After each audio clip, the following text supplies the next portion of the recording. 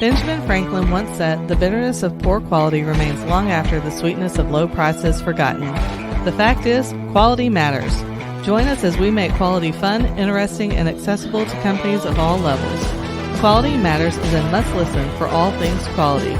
Listen in, ask questions, and get back to doing what matters most. Quality Matters, brought to you by Texas Quality Assurance, where quality management gets simplified. Hello and welcome back to the Quality Matters podcast. I am Kyle Chambers from Texas Quality Assurance and your host for the Quality Matters podcast.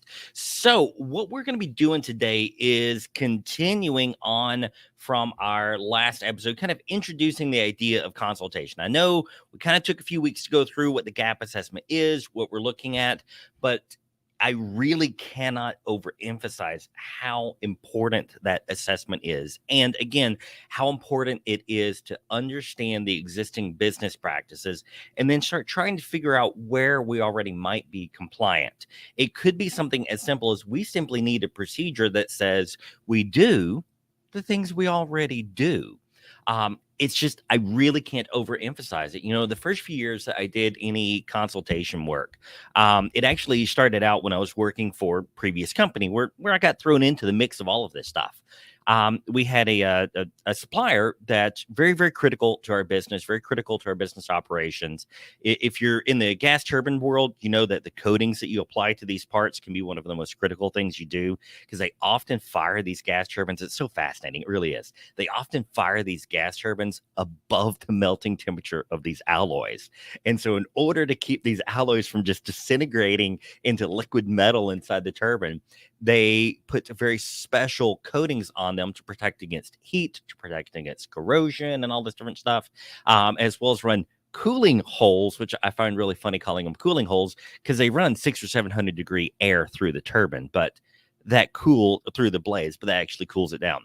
Any case, we had a supplier that was involved in this area, and they really needed some help getting ISO certified because, again, they were very critical to our operations. We wanted to make sure that they had a good operation going forward. So we actually did a lot of consulting work for them, and I was, the quality manager. I'm the one picked for it. As well, some of the first consultation gigs that I did on my own after leaving and doing Texas Quality Assurance full time, I'll be honest with you, didn't do the best job.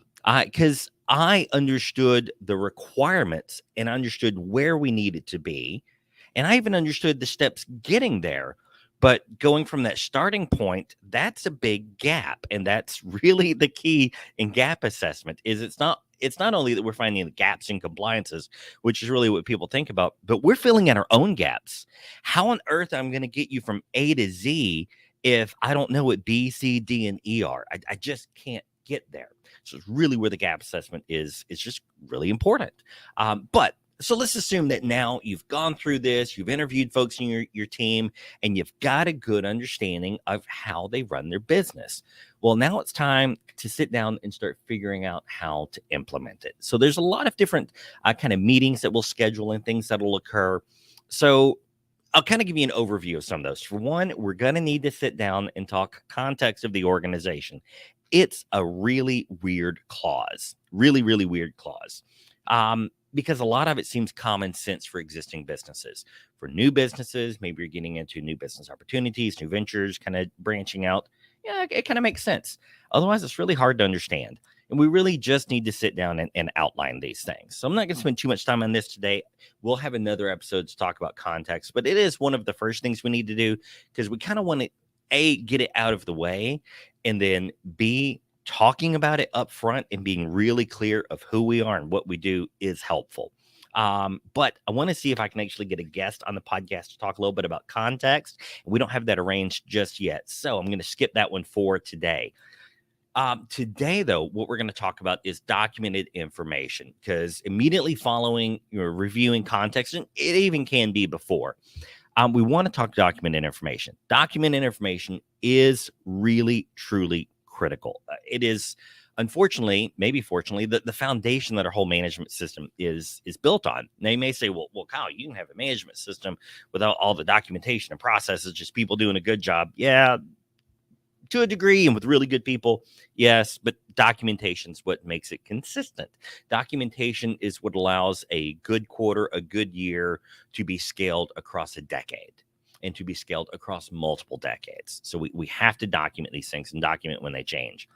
Now, you may be saying, because I'm going to work from the ISO 9001 2015 standard today, you may be saying, well, Kyle, we're doing 17025, or we're doing API Q1, or we've got ASME, or we've got any of these other management system standards.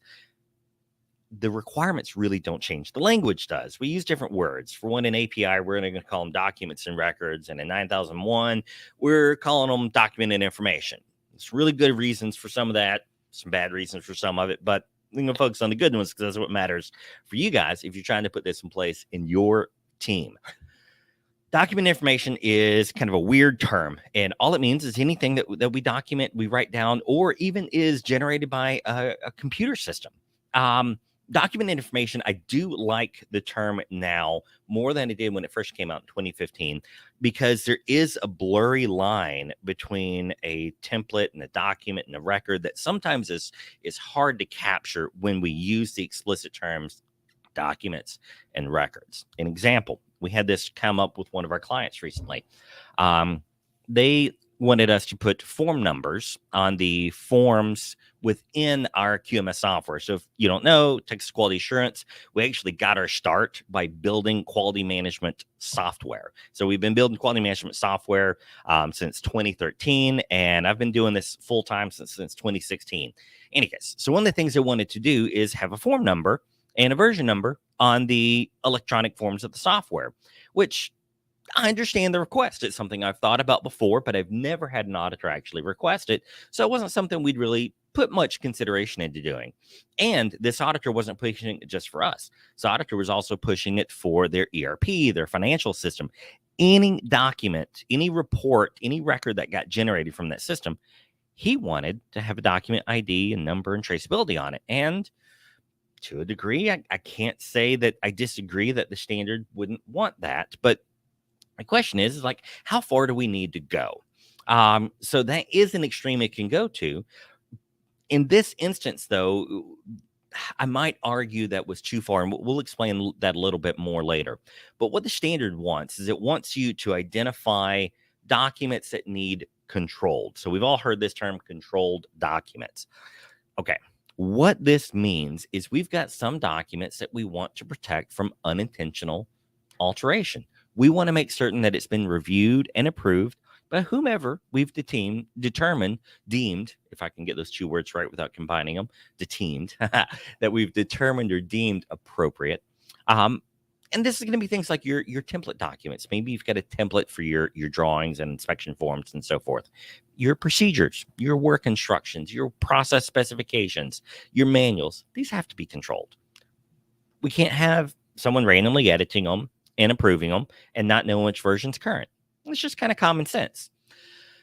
It can be a little difficult and it can be way overly complicated. Now, there are some needs for complication in some teams, but others there's not. So I'll tell you a little bit about how we number the documentation. So when we do a consultation project, one of the things that we first do is we ask, which standard are we going for certification to? Well, of course. What else are you going to consult to? But in some instances, maybe someone's going for 9001 in Q1, or maybe 9001 in 1345, or 17025, or any other slew of numbers that we want to throw out there. And so we'll ask them, well, which one of these standards are your customers really looking for? Which one of these are you most accustomed to working with? And it may seem a little odd question, but I like, and this is preference, by no means are you required to do this.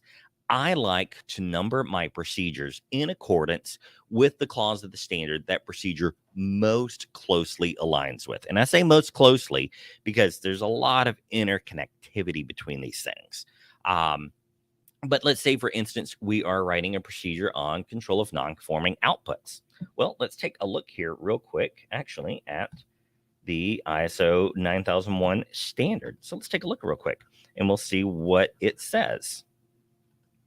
Sorry, I probably should have had this pulled up to begin with. I always hate when I have to watch people scroll. But we're going to take a look at the non-conforming outputs clause. That is clause 8.7.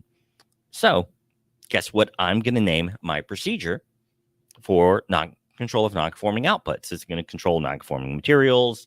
Could even control safety incidents that don't require accident investigation. This can control a lot of things. Maybe it's going to control our customer issues, our non-conforming product, our scrap material, our reworks. I prefer to use this one process for all of those things. Why have multiple procedures when you can have one?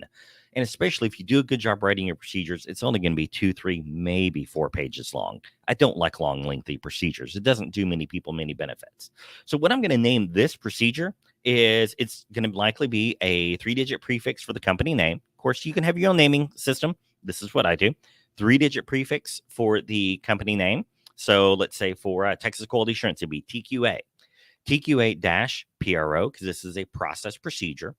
And then a 4-digit number. And in this case, that number is going to be 8700. Or maybe we would do it 08700 because there is a clause 10. So we've done it both ways, but you get the idea. Then you might say, well, Kyle, what if you need a second procedure on control of non-conforming outputs? Maybe we've got kind of 2 different business units here, and we really treat our non-conforming outputs in the production process very differently than we do over in our warehouse or the administrative processes. And I have a client right now we're working with where that is the case. And everything that happens on the production floor runs through a very elaborate conveyor belt system. And so what they wind up doing is they capture those non-conformities in the computer system there and report on it separately. Great. We'll control it that way. So for them, we're actually only going to have an extra paragraph in the procedure that defines how we record that data from the production process. But maybe you need a second procedure. Maybe you need an RMA process.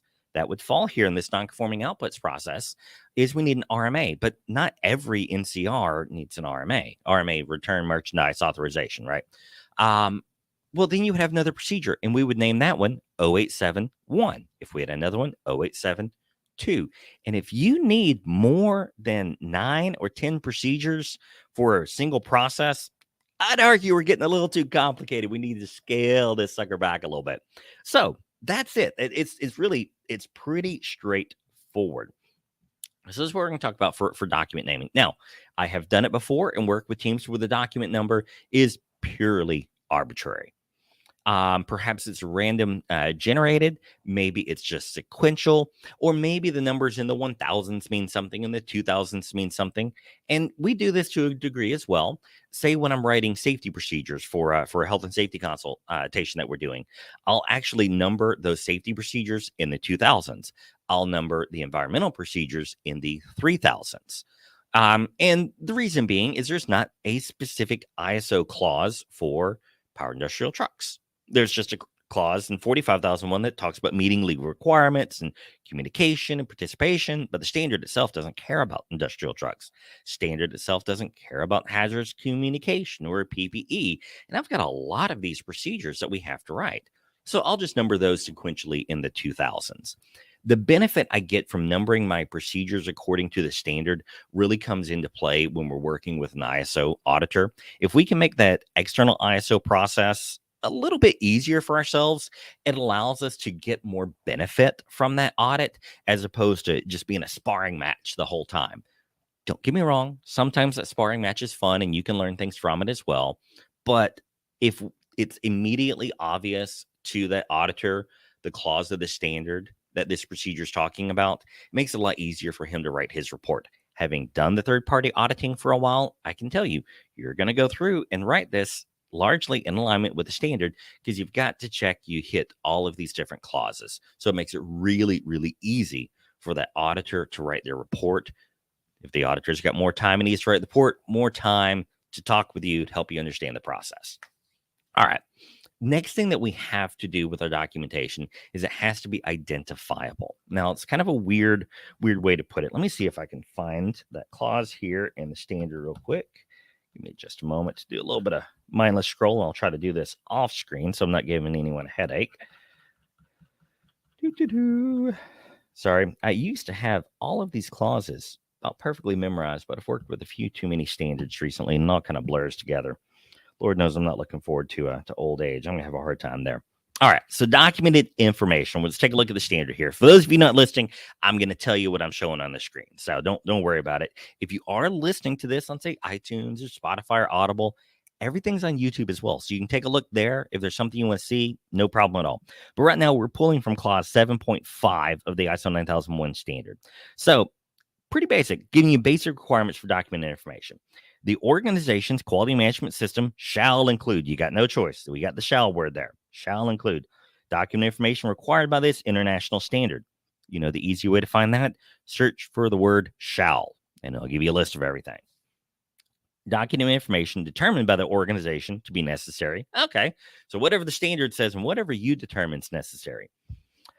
All right, then we talk about creating and updating. Here is what we want to get to, is when creating and updating document information, the organization shall ensure appropriate. So that means you get to determine it. And if you get to determine it, you got to document it in a procedure. So our document information procedure is where we're going to say what is appropriate.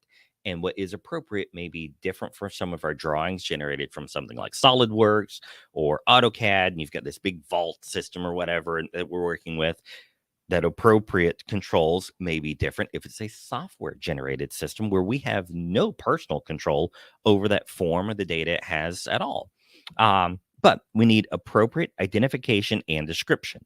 So their example they give here is title, date, author, or reference number.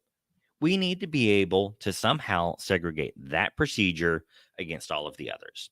Now, I've worked with companies before who do not like putting a document number on the document. I'm a huge fan of a document number. They don't want to put a document number on the document. They want to reference it by name and by approval date. And that can work. That can work just fine and dandy.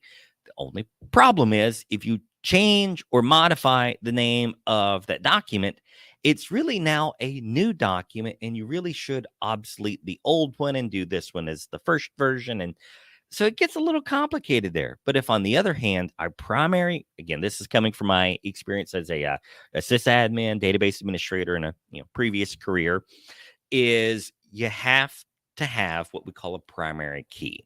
Primary key means if I'm going to go look up this record in the database, what's the one number that's going to get me the one result? Or the two numbers combined, they'll get me one result, would be, secondary keys, or in any case.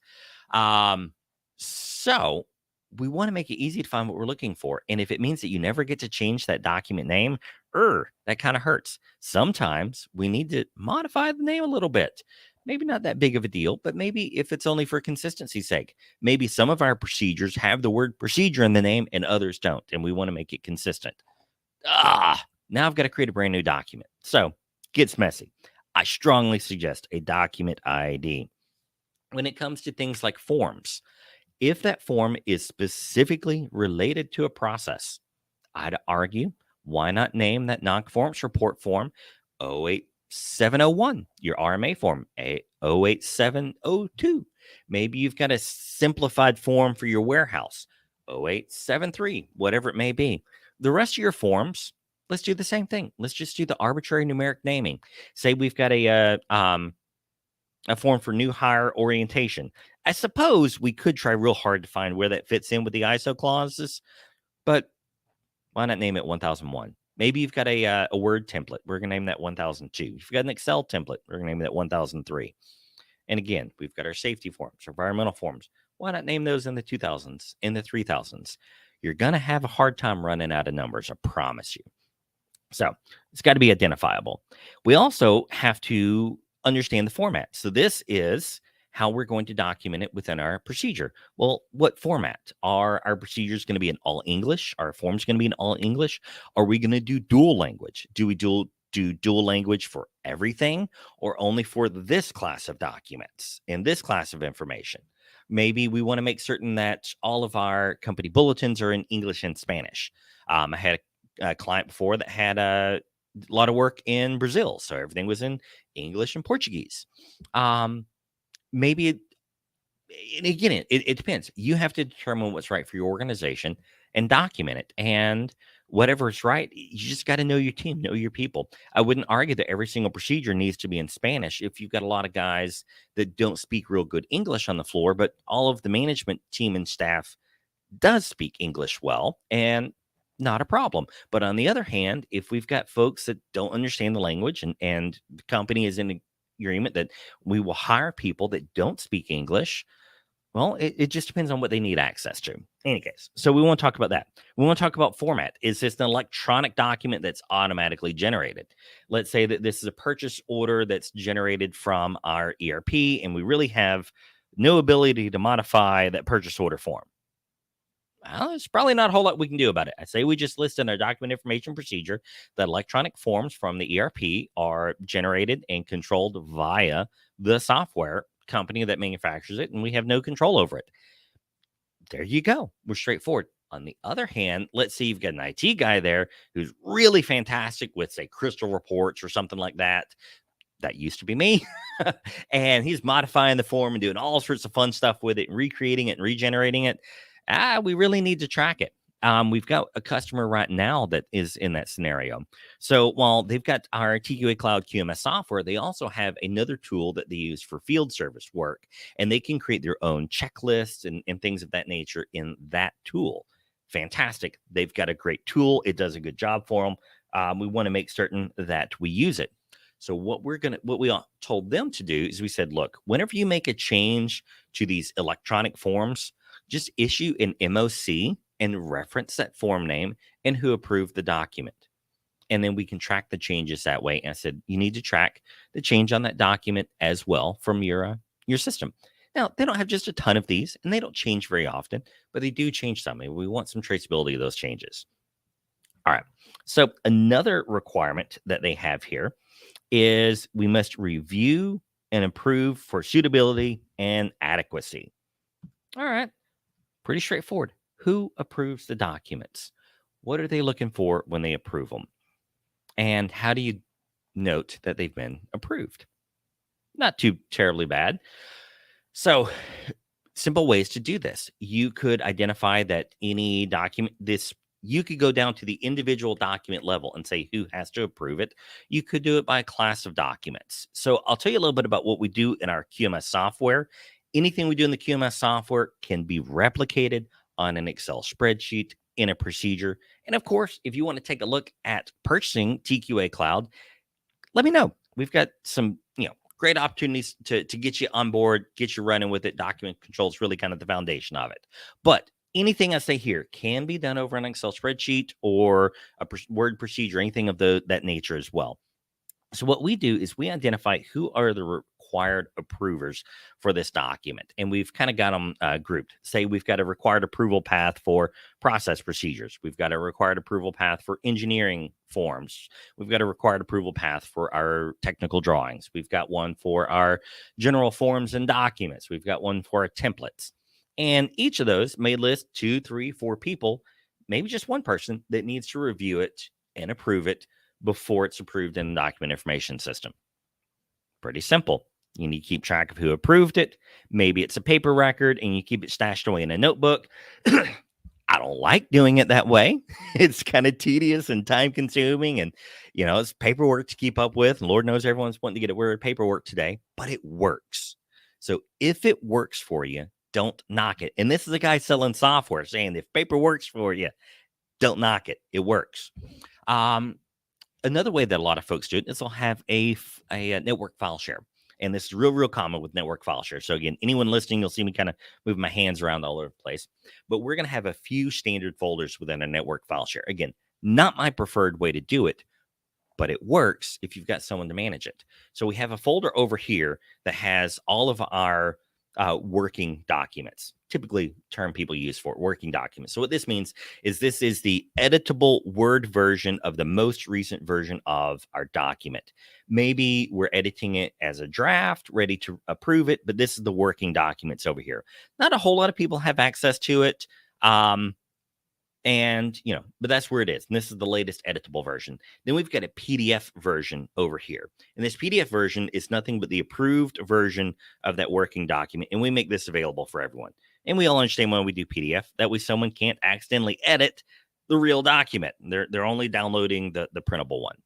Yes, I know you can edit PDFs and it's getting more common these days, but it's still kind of a pain. I'm a computer geek and I truly hate editing PDFs. So I highly doubt many of the folks in your organization are just jumping for joy with a PDF editor. All right. So you've got those two folders. Then you're going to have a third folder.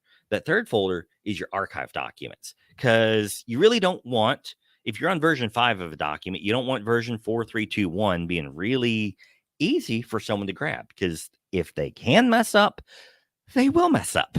We're going to do an episode soon kind of talking about testing, how we test our software for a quality management system.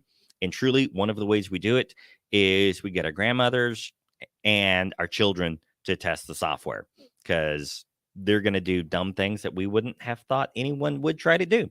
So you do want to do a little bit of stupid proofing of your system. One of the best ways to stupid proof your document information system is don't keep the minor or the previous versions right there with the published major version. Bad stuff will happen, I promise you. Then we're going to have a fourth folder most of the time, and this is going to be our obsolete documents. So maybe we've marked them as obsolete. We don't want to use them no more. If we don't want to use them no more, we don't want them in front of someone. Even if you put the watermark obsolete, do not use, I promise you, someone will print it and they'll say, well, this is what I've always used, and no one told me not to use it, even though the obsolete do not use watermark is on it. So we want to make sure those obsolete documents are removed from main public view as well. That's how we're going to do it on a network file share. The other way would be a document information management system like TQA Cloud. I swear, not just a cheesy sales pitch for it. We are by no means the only folks that offer it, but I am really proud of what we have. I'll say that at least. But the way we do it there is that all of those document numbers are stacked right on top of each other. So it's the same type thing, though, is the previous versions of the document are not easily accessible. The document is read-only for folks with read-only access, which is pretty much why we create the PDFs, is for all of those read-only folks out there. And the great thing about a good document information management system is it prevents folks from easily and commonly storing copies on their desktop. It's all there. Why do I even need to put it on my desktop if I can create a link to it and go get it, or I just have a pre-save filter or whatever it is? Those are kind of the ways that we want to track it. But again, this is so far still only talking about our documents. Our documents, these are the controlled document and information. These are the things that when we go take a look at the standard here, that we have to have identification, format, review for approval and suitability. All right. Well, what about all of the rest of our stuff? We've got tons of records. Okay. Well, records is pretty simple. We need to, and this is stuff you have to document in your procedure. Distribution, access, retrieval, and use. Who's allowed to get it? How do they get it? How do we control it? This is where a meeting with your IT group can be really handy, because maybe we don't want certain departments having access to other documents. I will say that can be taken to an extreme. If you start securing it, because, hey, Kyle said I have to secure it, slap yourself for me because I didn't say that. What it is you just want to secure documents from someone else if there's intellectual property reasons they shouldn't get there, or just ease of use, and you want to make their job simple for them because they don't spend a lot of time on the computer, and what little bit of time they do spend on the computer, man, we want them to find what we're looking for real quick. But unless one of those two reasons are why you're blocking access to documents, I say don't. You're not doing yourself any benefit. You're just making it really difficult, and you're going to wind up with a lot of those conversations of, hey, can you download such and such and email it to me and get me that? Because I don't have access to it. And that, once in a while, fine. But what happens is it becomes real common. So we want to make sure that we identify who gets access to these. How do they get them? Where do they go? Do they go to a binder up on the wall? Do they go to the QMS software? Where do they go? What do they do? Then we want to talk about changes. All right, so let's say we have to change things. How do we change it? And then we talk about disposition and retention. How long do we keep our records? I don't know. I argue you should probably keep everything for at least 5 years, although the standard here doesn't say that. So you get to determine how long to keep it. Some things to take into consideration there when we're setting these retrieval rules is, do we have any warranties we provide that would require us to keep it for a longer period of time? It's a real good reason. Maybe it has medical information on it. Well, medical information, I forget, it is either 30 or 40 years past the last date of employment of that employee. And yes, exaggerated example here, but this does mean if you had an employee get injured on the first day of his job, he worked there for 20 years, then retired, you got to keep those records for at least 50 years, all in all. You better make sure that's documented. Another example might be maybe we've got an outage cycle with our customers, and we need to make sure that we keep last time's records until at least we go through the outage season this time. You can't tell I come from the gas turbine world. That's the way it was. But you get to determine these based on what's good for your business. The standard here is not telling me anything I have to do. Obviously, if the standard you're going towards does have retention requirements for certain types of documents, well, there you go. You've got to keep them at least that long. It's fairly straightforward. But our document information process really isn't all that difficult. And if we tag each document, again, whether it's being tagged in a document information system, if it's being tagged by a column in an Excel spreadsheet for the document register we've got, wherever it is, we want to identify who has to review and approve this document when it's changed and modified. We want to make certain that we can identify this document uniquely among other documents. We wanted to note the last time it was reviewed or approved. We actually do something slightly different for our consultation, unless there's a specific need to do differently for a client, is we'll put published by up there. And the reason I put published by up there is because when you have 3 or 4 people reviewing and approving a document, well, if one of them reviews it on the 2nd, another one reviews it on the 4th, and another one reviews it on the 6th. The document was approved on the 6th, but maybe the changes were last published on the 28th of the previous month. Well, which date do we go with? So it's kind of doesn't really matter a whole lot as long as we have that approval process documented. So I prefer to put the published date on there. Published date means this is the date I sent it for approval. If any of those people reviewing the document want changes made to it, we'll make those changes, we'll resubmit for approval, and we will update that published date to whatever today's date was, not the last date. So you may go through 4 or 5 draft iterations before you get it approved. So if you just update that published date each time, then if it takes a few days to get it approved, it's not an issue. And this solves a lot of problems that I run into because we want to have a date on there. The standard doesn't say you have to have the date on your document, but having been through a lot of these third-party audits, the auditor always wants to know, when was this document approved? It's just one of the things an auditor looks for. They look for 3 things: document name, document number, and approval date. And then, approval date inevitably leads to approved by. But if we've got those 3 on there, we made our lives easier for ourselves, for auditor, for our future selves, everything. So published date means that when that last person approves the document, I don't need to make any more edits to it. I can just approve it. And it's just approved and it's pushed through. And that's one less edit I have to make. Again, do I say you have to use a published by? Could you do approved by, reviewed by, any of these terms? As long as you define what that means in your procedure, generally, you're pretty good. And everything I'm telling you here, I can't say this is going to work perfectly for any management system standard you're going against. But the vast majority, if you follow these rules, you're good. The last thing is we really need to talk about our records. And we've got a few types of records. We've got what we'll call our QMS records or our management system records. This is going to be evidence of your competence and training. It's going to be evidence of your non-conformance reports, your corrective action reports, your MOCs, management of change, your ECNs, engineering change notifications. Mind you, those last 2 are not called out specifically by ISO 9001. There's just some reasons you may or may not want to use those. But we're talking about management system records there. My recommendation is strongly to have a quality management system in place. If you don't have a quality management system and we're managing all of this with Word and Excel forms and logs, that's fine. Let's make sure that our management system records are maintained well. Then we have our production records over here. Production records going to include your job travel, your work scopes, your sign-offs on all of those. Again, define how all of that is handled. And I don't mean to the minute detail of when the welder finishes, the post-weld, blah, blah, blah, blah, blah. He initials this, then this, then this. No, you're locking yourself in too much. But something as simple as the job traveler will be reviewed in full with no blanks. Okay, well, cool. I don't know what a blank means. You might know what the blank means, but no one else does. Any steps that were omitted are to be marked out and initialed by the supervisor or management. Cool. When the job is completed, all records associated with that project are to be stored in the job folder or the job file or whatever you want to call it. Maybe you scan it in and store it in a network file share.